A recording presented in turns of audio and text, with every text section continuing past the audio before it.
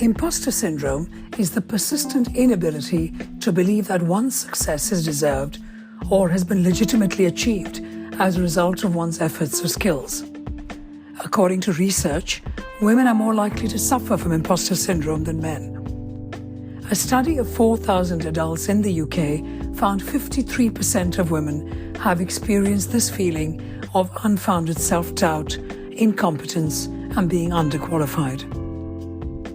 What is it that we can say to ourselves to challenge those beliefs? This is Stories Seldom Told. I am Smitha Tharoor. Hello, I'd like to introduce Yasmin Alibhai-Brown. Yasmin was exiled from her birthplace, Uganda in Africa in 1972. Certainly those of us who were around in 1972 will remember the story of Idi Amin asking South Asian, Indian origin people from Uganda to leave the country at very, very short notice. Yasmin is a journalist. She now lives in London, a broadcaster and author and part-time professor of journalism. She writes for the I newspaper, the Sunday Times magazine, and has written for The Guardian, Observer, Sunday Times, Mail on Sunday, Daily Mail, New York Times, Time magazine, and so many more publications. And so no wonder at all that Yasmin has won several awards, including, which is a huge prize, the Orwell Prize for Political Writing. And in 2017, the National Press Awards Columnist of the Year prize. She was also again specially commended for this award in 2018. So you think Yasmin's got a pretty very busy life. Well, guess what? She's also a national and international public speaker, a consultant on diversity and inclusion, and a trustee of various arts organizations. She's the co-founder of the charity British Muslims for Secular Democracy. Their new report, The Inner Lives of Troubled Young Muslims, was published in November 2020. And there's still more. Yasmin has written many books, as I mentioned to you in the beginning, an author. Well, her recent books include Refusing the Veil, Exotic England, about England's infatuation with the East, In Defense of Political Correctness, and most recently, Ladies Who Punch.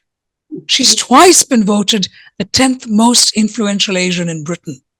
She has 8 honorary degrees and sits on the boards of arts organizations.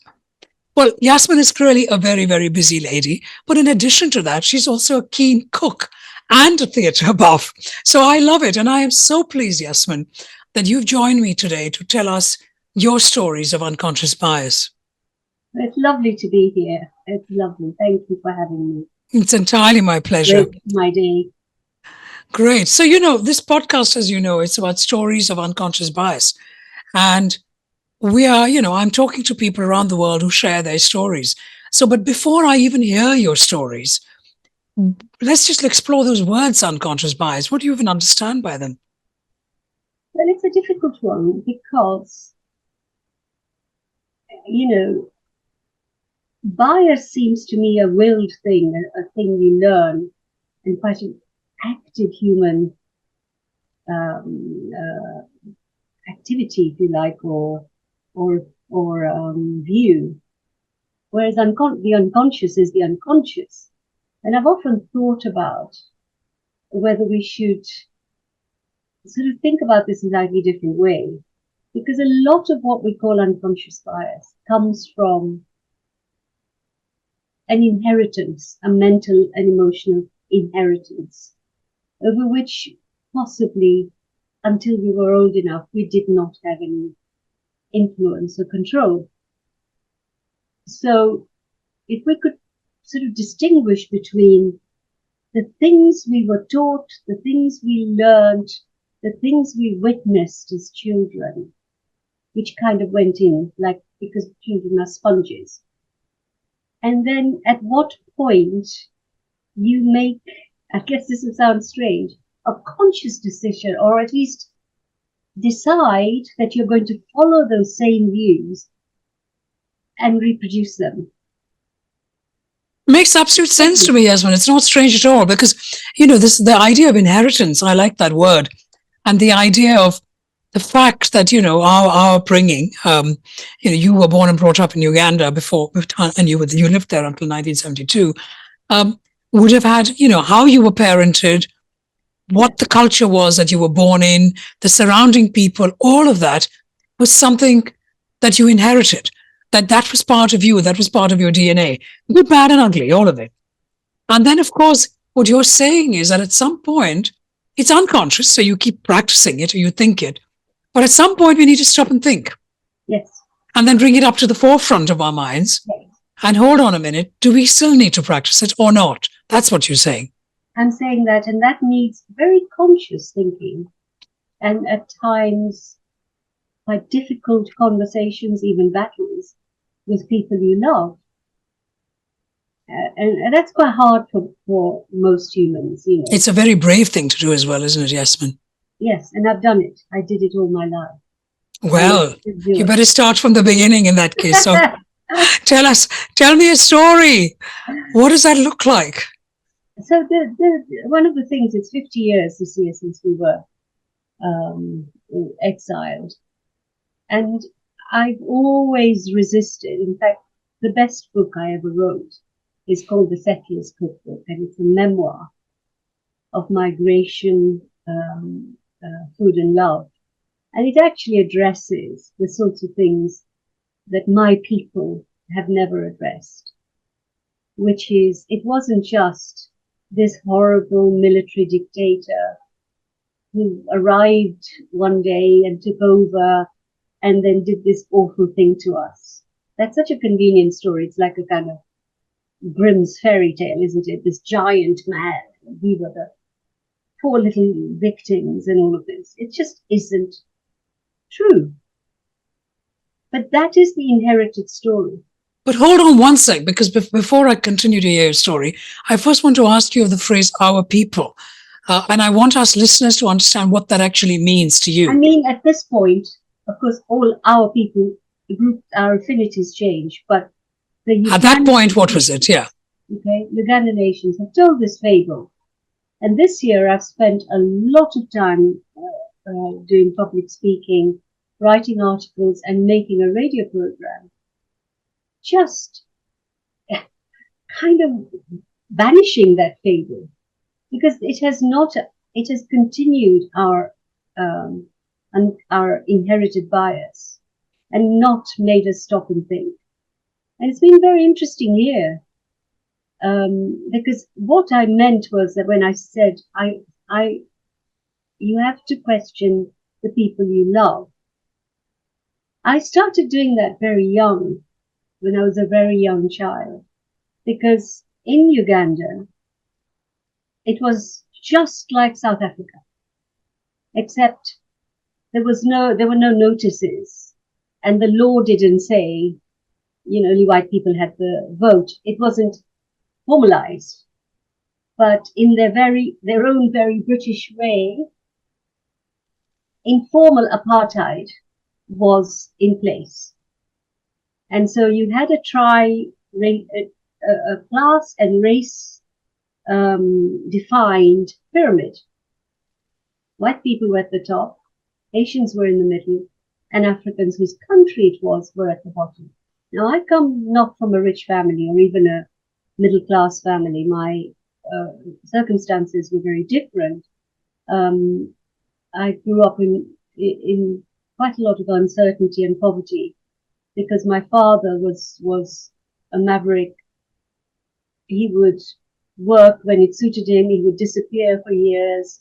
And so my mother was the breadwinner, which is really unusual. It is. And she did 3 jobs to keep her 3 children alive. He would appear from time to time, make a lot. He was very bright. He'd make a lot of money, squander it, and be off again.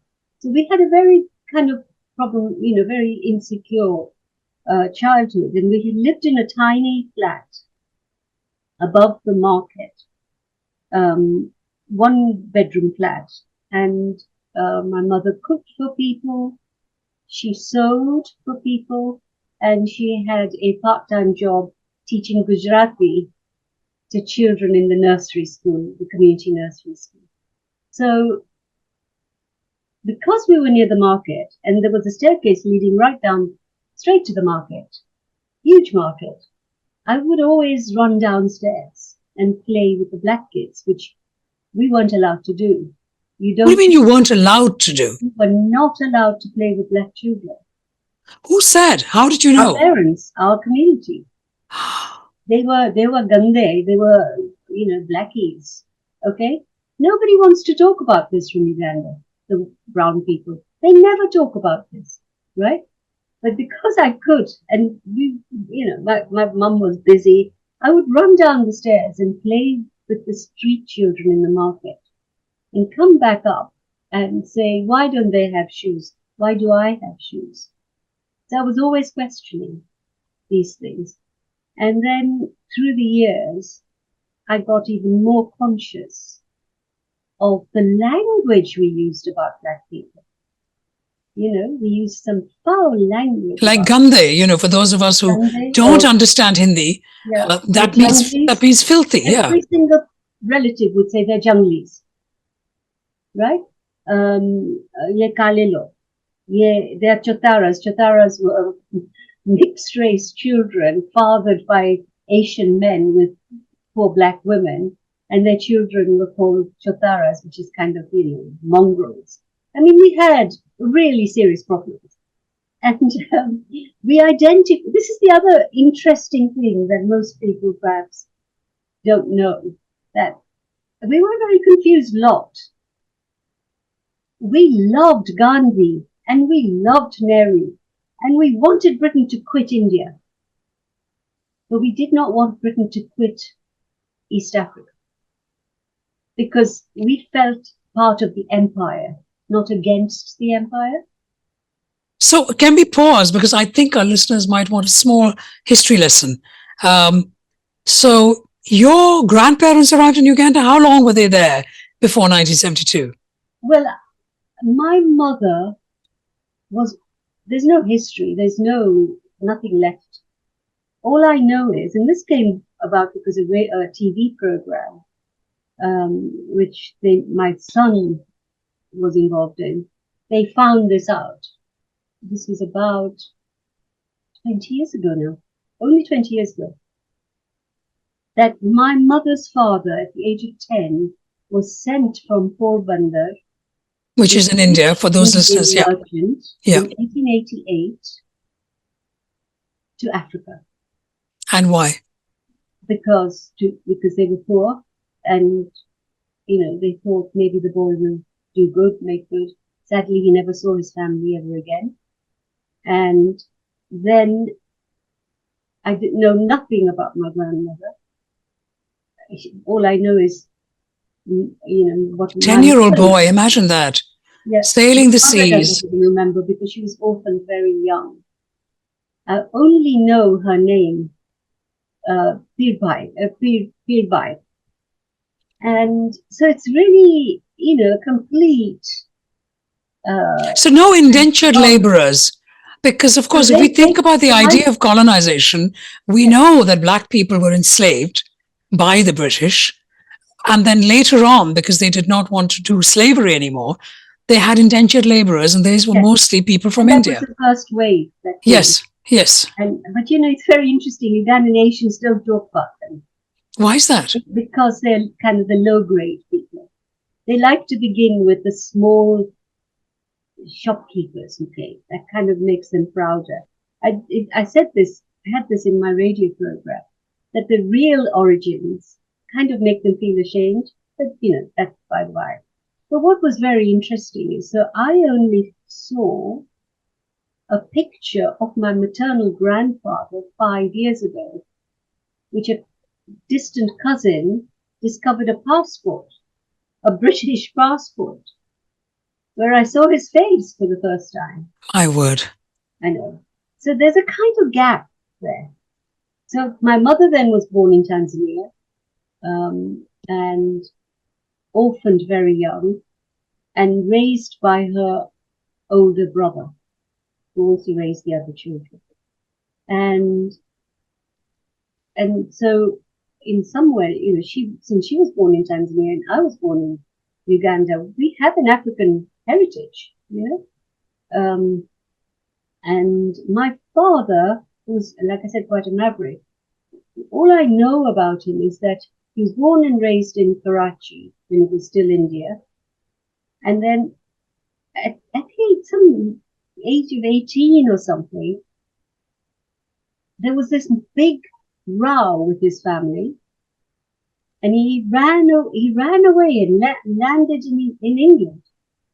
He was an Anglophile, and he became this brown English gent. Sahib. We had them, they wore hats and they wore ties, and they thought they really were, Graham Greene, which they weren't.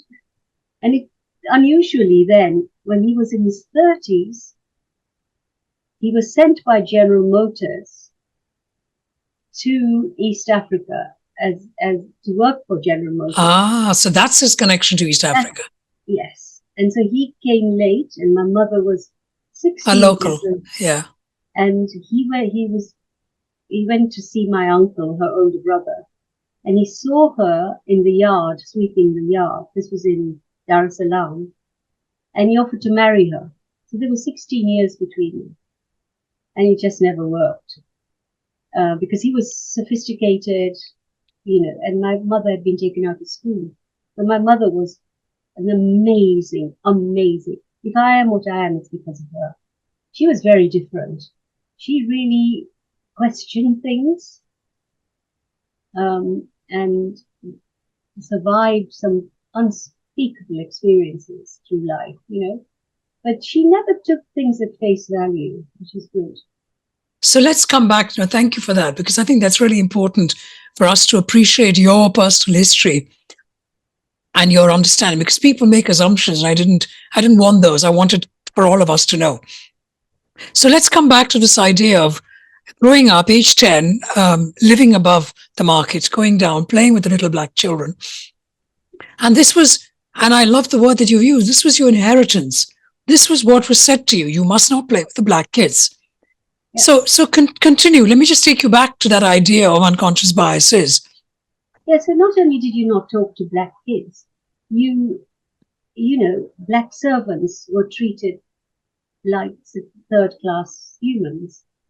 They were poorly paid. They were given no rights, no holidays. Now, as I said, my mother was very different.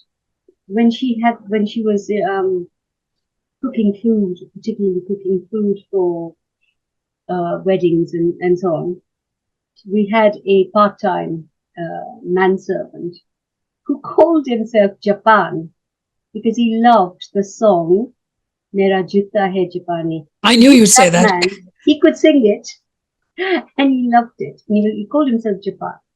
And my mother, unusually, was very, very good to him. And she, like you're asking me my story, she wanted to know Japan's story. And, he had a couple of kids in the village and so on.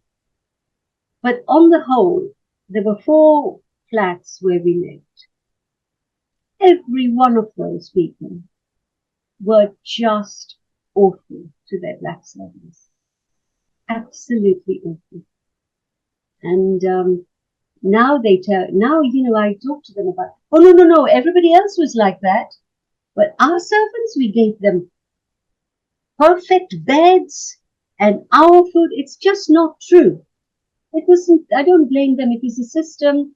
It's a system. It's a society. And people all fall into line, don't they, Yasmin? So because this is how it was the norm. Yeah. So the caste system very neatly fitted in to the race and class system.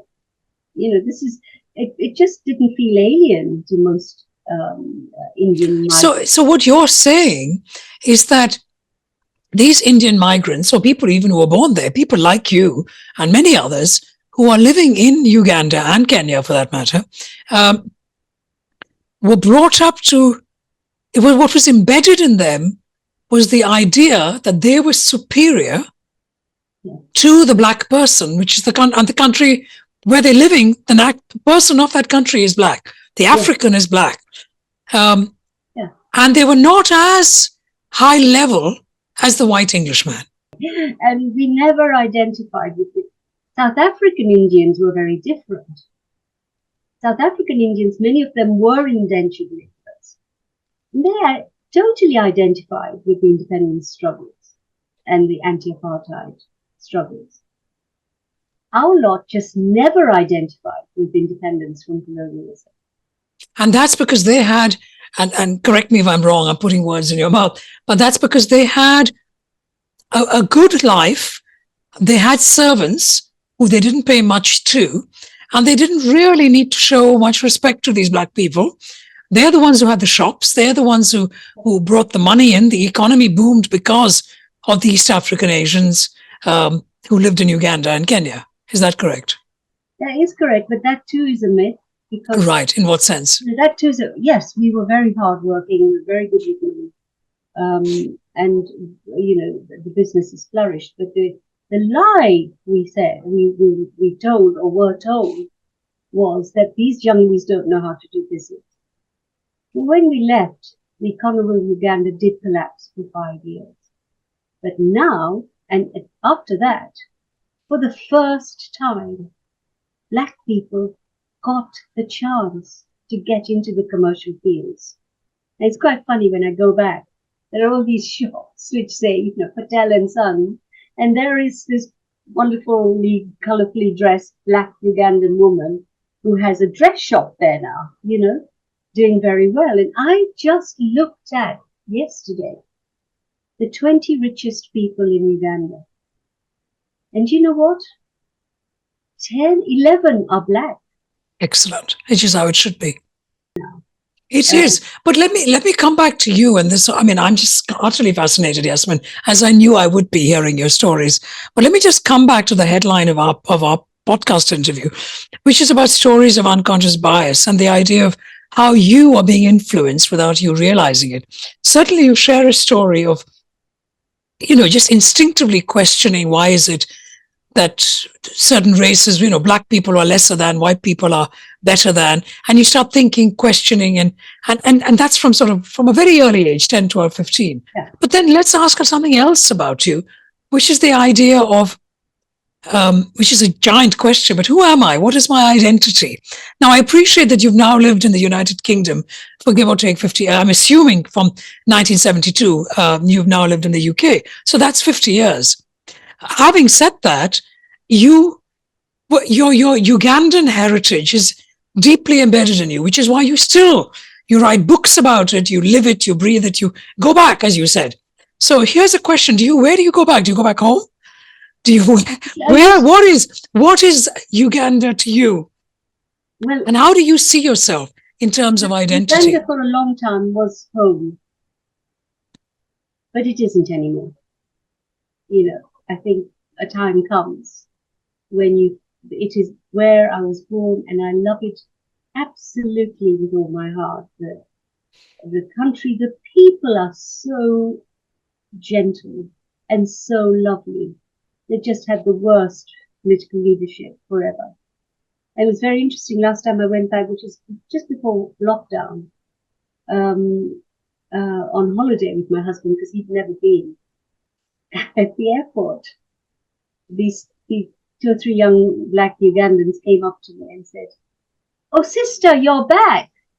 You must come back forever.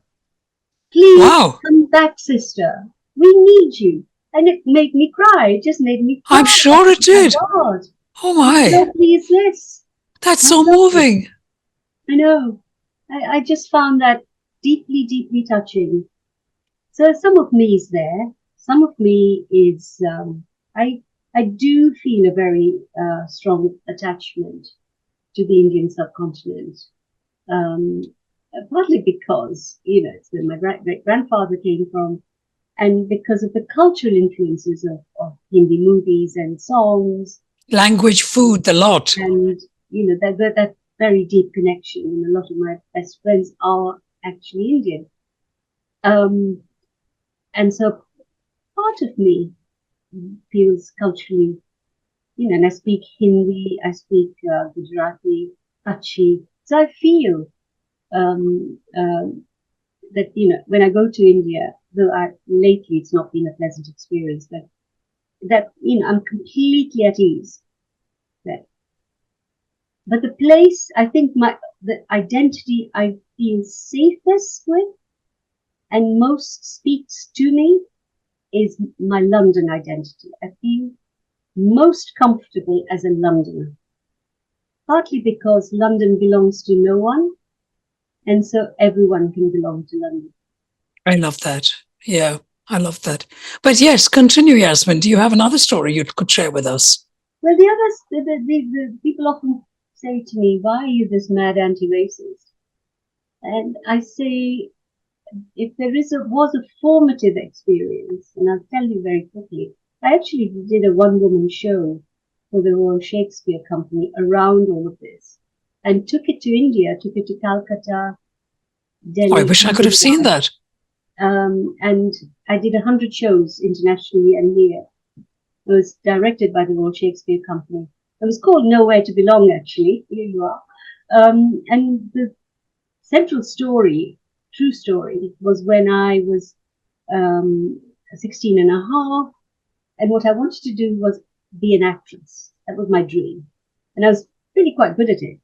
And so, you know, everywhere in the colonies, British Council would have drama festivals and all of that. So one drama festival, we had a white teacher come into our school for the first time, because I went to a brown school and we had to have black kids for the first time because it was after independence.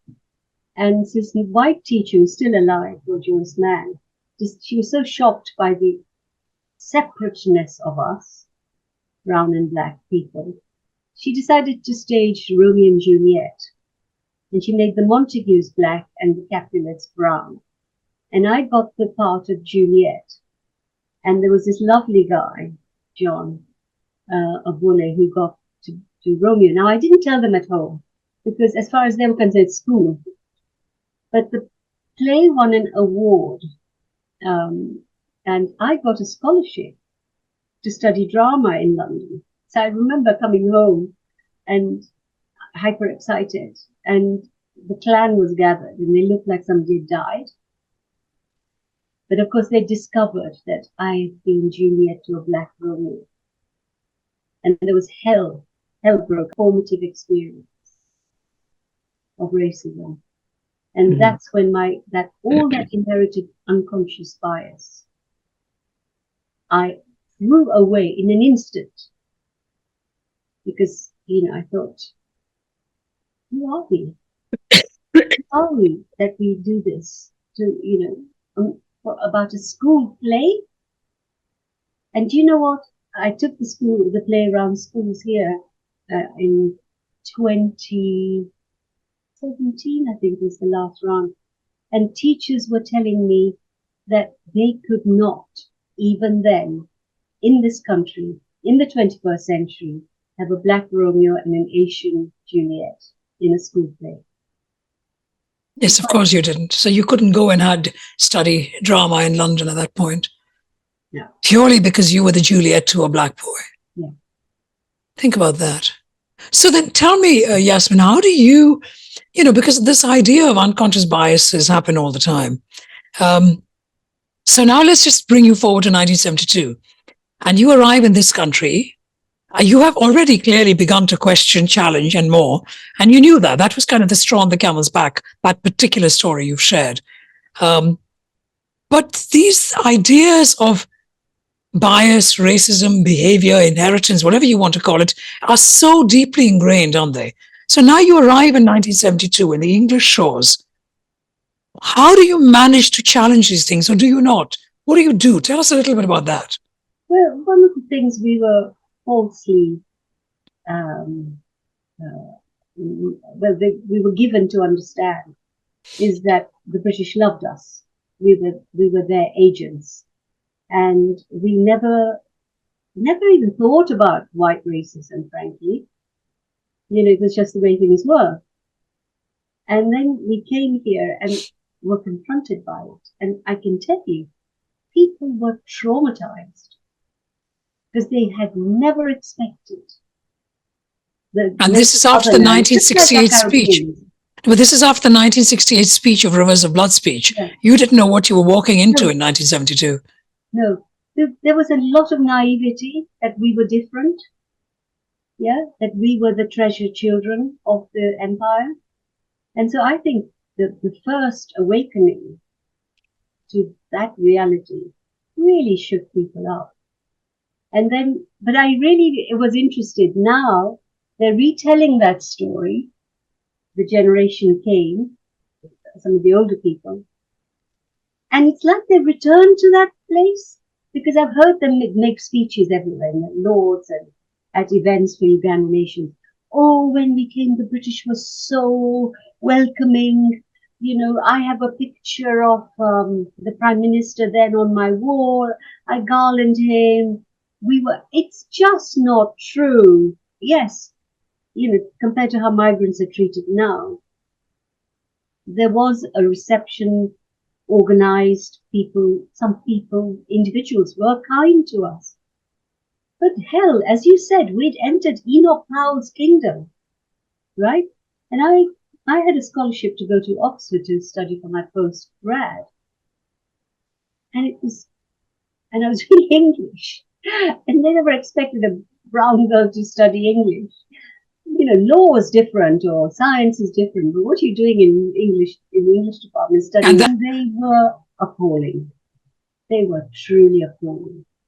And you know, they rocked my confidence. They took away my courage. They made me, the only time in my life, I have to be honest, the only time in my life I suffered from imposter syndrome were those 3 years. I've never suffered it, but they made me. And then I went into the kind of wilderness for 10 years, trying to remake myself. And I worked with refugees, and I knew I wanted to be a writer, but they really unsettled me, because it was that very finely tuned, very pervasive racism in Oxford. You know, they don't spit at you, although one guy did spit at me in the garden, in the park. It's done in such a pernicious way that you ingest it. Exactly. And it suddenly becomes, you know, here you are figuring out identity, belonging, culture, place in society. There are so many things that are going on, and studying in, you know, Oxford University. What better can university? You're telling yourself your parents are proud and all of that. And yet the core of you has been completely deflated. Yeah. And no wonder it took you 10 years to find yourself. Yeah. And they often ask me to go back and speak now, after I wrote all this in my book. And, you know, a lot of students, although it's a very different place now, will come up, students of color, and say it's the same. The English department is the same. And, you know, it really affects me that, you know, you think there are changes, and there are huge changes. But these old institutions, you know, I tell my children, never go to Oxford and Cambridge, because they will do something to you that will stay with you. But I overcame it. I overcame it eventually. But that comes down to something that's very important, Yasmin, which is kind of the headline of our podcast, which is about the idea of what our unconscious bias is, and that kind of links to self-belief, doesn't it? So when you say you overcame it, how? What was your mantra? What did you do to manage your unconscious biases?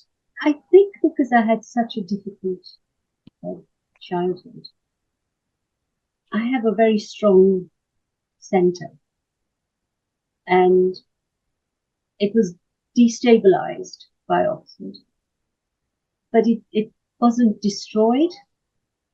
And that kind of self-belief has saved me, actually.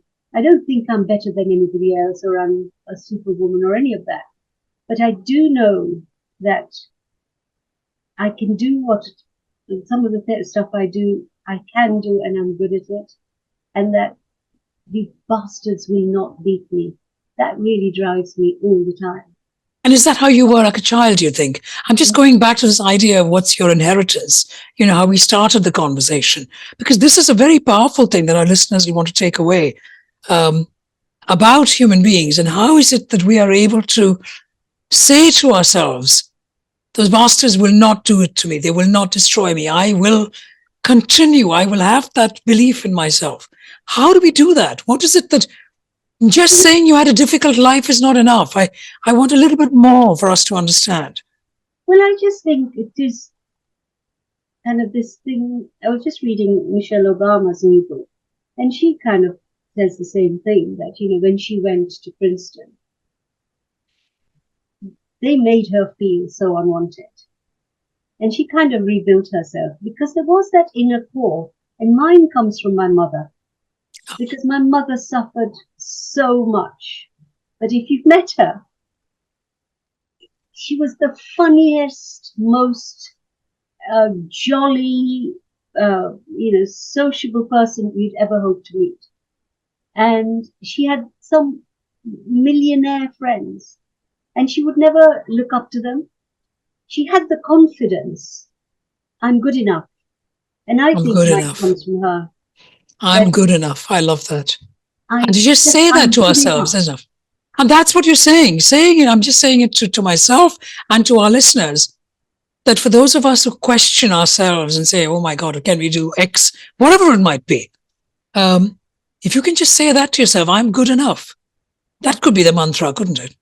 That is the mantra. And you don't have to, like I said, I don't suffer from the imposter syndrome, because that is disabling when if people are made to feel I'm not good enough.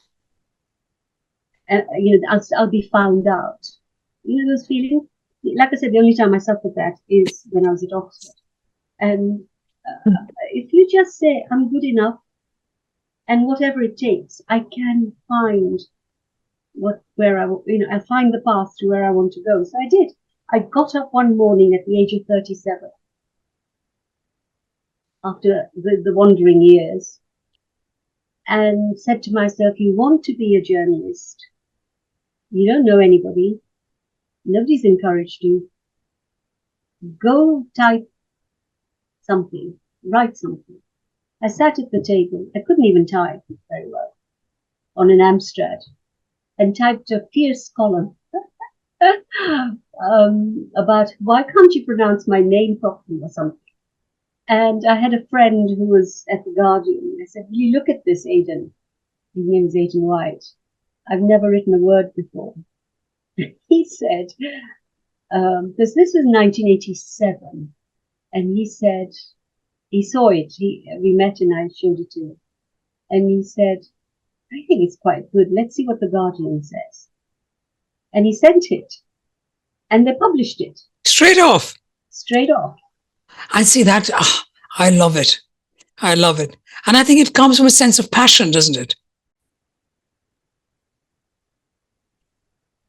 So, Yasmin, we were saying about the idea of self-belief, and that I'm good enough. That's what you said. And to me, those are very, very, I am good enough. 4 words, extremely powerful words that can mean so much to so many people. Yeah. Yeah. And it's a really, when you go into, I've been in some pretty horrendous situations with, oh God, conservative MPs all looking down on people like me. And I would just say to myself, I'm good enough. I'm actually better than you, in my head. And it kind of gives you the demeanor. So they sense it. And one of them said to me once, there's some fire in your eyes, which scares me, he said. And this was a Tory MP who had been a minister. And I said, well, I'm very sorry. I don't mean to scare you. He sensed that sense that I don't think I'm a lesser person than you. I am good enough. And in some ways, I might even be better. So it's that I think we have to teach our children. And teach ourselves. For though many people around the world, say it to yourself to begin with, and then teach our children. Absolutely. Yasmin Alibhai-Brown, I really appreciate this conversation. Thank you so very much for sharing your stories of unconscious bias. Good to talk to you. Take care. Thank you. Bye. Thank you for listening to Stories Seldom Told. I am Smitha Tharoor. It is you, the listener, that makes this podcast what it is. If you like this podcast, please do share. If any of you anywhere in the world feel that you have stories to share, please do connect with me on social media at Smitha Tharoor on Instagram, Twitter, LinkedIn, or on my company page, Tharoor Associates, on Facebook. We will be back next week.